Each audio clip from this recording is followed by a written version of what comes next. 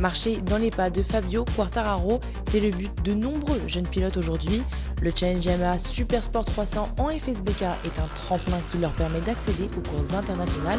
C'est simple, le champion 2022 obtient une place en Yamaha R3 Blue Crew European Cup. Enzo Damani, en tête du championnat, se fixe des objectifs clairs malgré sa jeune carrière. Ça fait 1 an et demi. Ouais, 1 an et demi que je suis en Super Sport 300. Alors j'ai appris vraiment beaucoup de choses. Déjà je peux la remercier, tout le team FT. Parce que franchement, je pensais pas que j'allais atteindre un niveau aussi élevé. C'est l'objectif que lui il veut, on va dire, et puis que nous on aimerait bien. On fait tout pour qu'il puisse avancer et réussir peut-être. L'année dernière c'était pas possible parce qu'on roulait en Kawa et lui il voulait passer à tout prix cette année sur une YAM pour pouvoir faire ce challenge aussi. Pour moi, c'est quelque chose qui peut aider les jeunes comme moi à évoluer encore plus dans le niveau de la moto, quoi.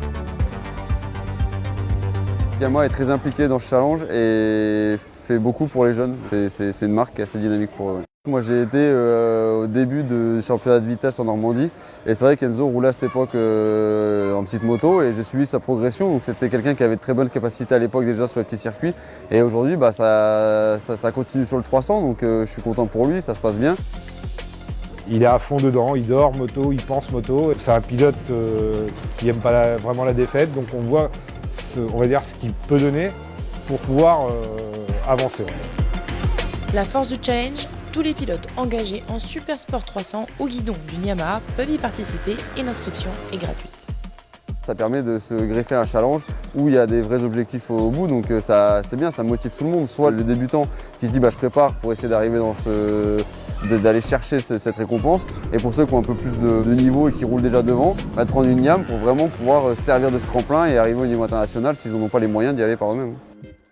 Justine Pedemonte, actuellement 7e du championnat, garde un œil sur le challenge. On est quand même dans le championnat, donc le FSBK, et on a aussi le championnat Yamaha. En fait, ça nous fait vraiment deux objectifs, on va dire. C'est vrai que je ne suis pas en top du championnat, mais c'est vraiment bien. On peut essayer de se battre, on réfléchit aux points, tout ça pour être le plus devant, de gagner des places. Et je trouve que c'est vraiment cool.